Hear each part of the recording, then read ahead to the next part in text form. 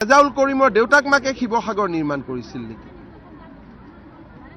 তেওঁলোক ৰেজাউল কৰিমৰ দেউতাক মাক আহিছে ময়মনসিং জিলাৰ পৰা বা ৰংপুৰ জিলাৰ পৰা, বাংলাদেশৰ পৰা। এটা তেওঁলোকে কৈছে যে আমি শিৱসাগৰ বৰ অসম কৰিম। বৰ অসম কৰাৰ কাৰণে শিৱসাগৰৰ মানুহ নাই।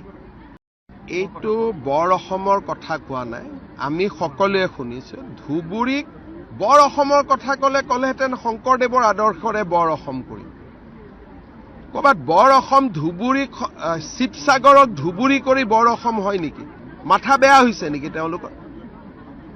কোনোবাই যদি কয় বৰ অসম নিৰ্মাণ কৰিম, তেওঁ কি ক'ব? মহাপুৰুষ শ্ৰীমন্ত শংকৰদেৱৰ আদৰ্শৰে আমি বৰ অসম নিৰ্মাণ কৰিম। এনেকে ক'ব নেকি যে শিৱসাগৰখনক আমি ধুবুৰী বনাম? তেওঁলোকৰ দেউতাক মাকৰ সম্পত্তি নেকি?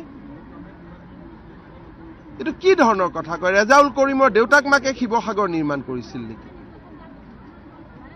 তেওঁলোক ৰেজাউল কৰিমৰ দেউতাক মাক আহিছে ময়মনসিং জিলাৰ পৰা বা ৰংপুৰ জিলাৰ পৰা, বাংলাদেশৰ পৰা। এটা তেওঁলোকে কৈছে যে আমি শিৱসাগৰ বৰ অসম কৰিম। বৰ অসম কৰাৰ কাৰণে শিৱসাগৰৰ মানুহ নাই। ৰেজাউল কৰিমক দৰকাৰ আছে। বৰ অসম কৰাৰ কাৰণে শিৱসাগৰৰ কোনো ঐতিহ্য নাই, পৰম্পৰা নাই। স্বৰ্গদেউ চাওলুং চুকাফাই শিৱসাগৰ জিলা অবিভক্ত শিৱসাগৰ জিলাত ৰাজধানী পাতি বৰ অসম নিৰ্মাণ কৰি থৈ গৈছে। এটা বৰ অসম নিৰ্মাণ কৰাৰ কাৰণে বাংলাদেশ মূলৰ ৰেজাউল কৰিমক প্ৰয়োজন হ'ব নেকি শিৱসাগৰৰ ৰাইজক? তেওঁ কালি কিমান বেয়া কথা কৈছে যে শিৱসাগৰখনক আমি ধুবুৰী বনাম।